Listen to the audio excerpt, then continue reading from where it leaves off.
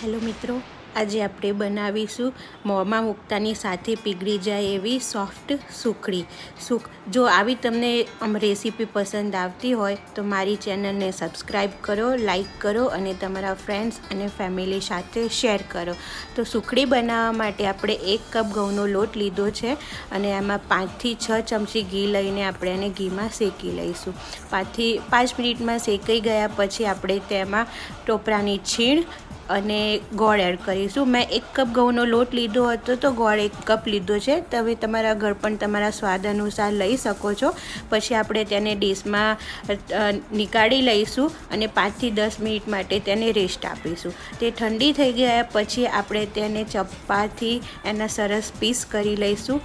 આ સુખડી તૈયાર છે. તમે ગરમા ગરમ તેનો આનંદ લઈ શકો.